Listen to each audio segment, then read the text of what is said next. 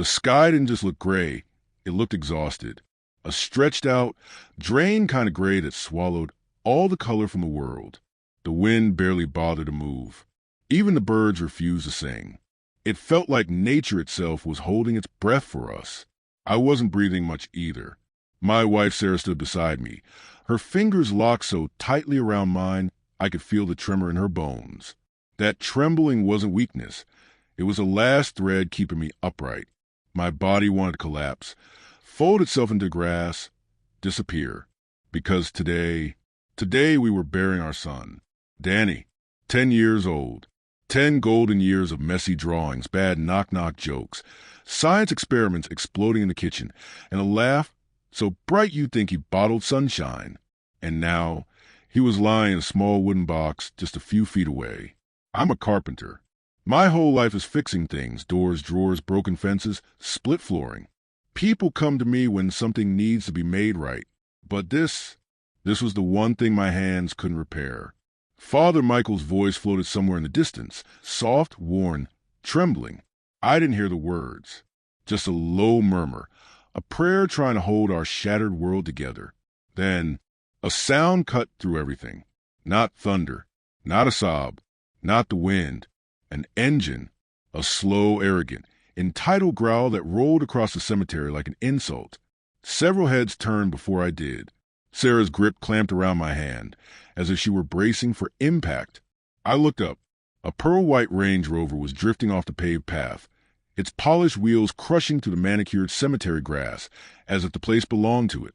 For a second, my mind just broke. I thought maybe it was lost, maybe the driver was confused. But then it kept coming, and coming, and coming, heading straight toward us, toward the open grave, toward my boy. It stopped with a softness from its air suspension, the kind of sound you hear outside a luxury hotel, not at a funeral. The front right tire settled squarely on the corner of the burial platform, right on my son's resting place. A wave of disbelief moved through our family like a physical blast. Father Michael froze mid-prayer. My knees buckled, and for a moment I thought I would pass out. The driver's door popped open. And of course, it was her, Brenda Vance, self-anointed queen of Willow Creek, president of our HOA, a woman who treated rules like scripture and residents like her congregation. She stepped out in a beige power suit sharp enough to cut glass, looking like she was about to evict someone. Her hair, helmet hard, sprayed into architectural perfection, didn't move in the breeze. She didn't look at us. She didn't look at the coffin. She didn't look at the grave she was literally parked on. No, she walked straight to front of her SUV and pointed at the priest. "Excuse me," she said loud enough to echo. "We need to wrap this up. This gathering is unpermitted and violates Willow Creek aesthetic regulations." Father Michael blinked like she'd slapped him. "Ma'am, we're laying a child to rest." She flicked her wrist, dismissive. "Yes, I am aware of the situation, but the bylaws clearly state." She gestured at the flowers around the grave. "This display is excessive and disruptive to community uniformity." My stomach turned. My rage surged, but I couldn't move. Grief had turned my limbs to cement. Sarah wasn't frozen. Her phone was already up, red light blinking, recording everything without a word. Brenda pulled something from her pocket, a laminated card with a cheap eagle sticker and a fake embossed seal. "I am the president of the Willow Creek Homeowners Association," she declared, as if announcing royalty. "This is a compliance check. You have 5 minutes to disperse, or I will issue citations." Then she did it. She shushed the priest. Shushed a priest at a funeral, at my son's funeral. The air around us snapped. Disbelief turned into something hotter. My brother-in-law stepped forward, fists clenched, but I grabbed his arm. "Not here," I whispered. "Not now." Brenda turned, satisfied, and clicked her key fob. Her hazard lights started flashing. Blink, blink, blink. Orange strobes flickering across my son's coffin. That was when Sarah made the call. Her voice steady despite the tears. "Yes, a woman has driven her vehicle onto a burial plot during an active funeral. She is refusing to leave. Officers Miller and Sanchez arrived minutes later. Brenda puffed out her chest like she'd summoned them.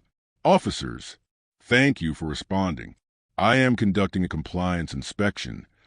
Officer Miller didn't let her finish. He looked from a binder she handed him, full of highlighted nonsense, to the coffin behind her. His face changed. "This isn't a compliance matter, ma'am. Move the vehicle." Brenda sputtered, outraged. The officers didn't budge. She had to move. The whole thing went viral within hours. Sarah's video, the officer's body cam, everything. But the worst part was the drone footage the cemetery had recently installed for security. The 4K video caught Brenda driving straight over graves. Not just Danny's. Others too. Several.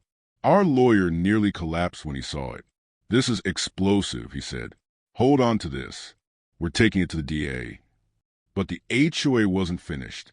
They had tagged several graves with violation stickers earlier that week. They were planning to return at night. We knew we couldn't let them. So I called someone I never thought I'd involve in something like this. Rhino, president of a local VFW, Marine veteran, also president of a motorcycle club, the good kind, the kind that does charity rides and flag ceremonies for fallen soldiers. When I told him everything about the grave, the drone footage, the funeral, he didn't interrupt. He didn't breathe. He just said, "Midnight? We'll be there." That night, Sarah and I returned to the cemetery. We brought chairs, a thermos, a flashlight.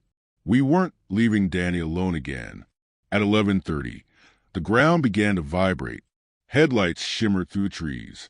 30 motorcycles rolled in like a silent army, their engines low, respectful, heavy with purpose. Rhino walked over, clapped my shoulder. "We're here to pay respects, brother." His men didn't say a word. They spread out, forming a wall, a living barrier, around Danny's section. At midnight sharp, Brenda's Range Rover slithered down the back road. She stopped when she saw them. She got out. Her assistants, Stan and Rick, got out too, carrying a plastic tote full of violation stickers. They approached the fence, then stopped, frozen. The veterans didn't speak, didn't move, just stood like statues carved out of something tougher than stone. Brenda's face flickered from confusion to irritation to rage, and finally into fear. She realized she couldn't threaten them, couldn't bully them, couldn't control them. She spun around, marched back to her SUV, and peeled out. Stan dropped the tote and scrambled after her. The bikers waited until her taillights vanished, then mounted up and rumbled off into the night. The discarded tote sat under the moonlight like evidence left by a coward. The next day, the DA watched the footage. "This is strong," he said, "but we need a pattern, public pressure." Brenda delivered both. She called an emergency HOA meeting to address security concerns. But across the street, on old Mr. Charlie's lawn, retired news cameraman, a bigger event was happening. A table, a cheap webcam, a giant sign. Got an HOA story? Tell it live. At first it was one woman, Mrs. Finch, complaining about the HOA banning her wind chimes after her husband died. Then another resident came. Then another. It snowballed. People lined up with citations, photos, screenshots. Stories of bullying, intimidation, threats, and fines were ridiculous things. Incorrect mulch color, mailbox height, aggressively cheerful lawn gnomes. Charlie streamed it all. The live chat exploded. And Brenda's meeting evaporated. Everyone abandoned her podium. She screamed into a microphone no one was listening to. Then Sarah's phone rang. She answered. Her eyes widened. She held the phone up to Charlie's microphone. "Mrs. Davis." A voice said, "This is Assistant District Attorney Markham. We're watching your live stream. Please come to our office tomorrow morning." The crowd erupted. Brenda sank into her chair, pale as chalk. The next HOA meeting was indoors, packed, live streamed. Brenda sat at the board table with her fake badge clipped to her blazer like a discount sheriff. Sarah stood. "That badge is fake," she said calmly. "You bought it from a knockoff site for $9.99. Gasps. Charlie put the receipt and product listing on the projector, side by side with Brenda's badge. Stan and Rick turned toward her, betrayed. Their faces said everything. Then they stood up, walked out, quit on the spot.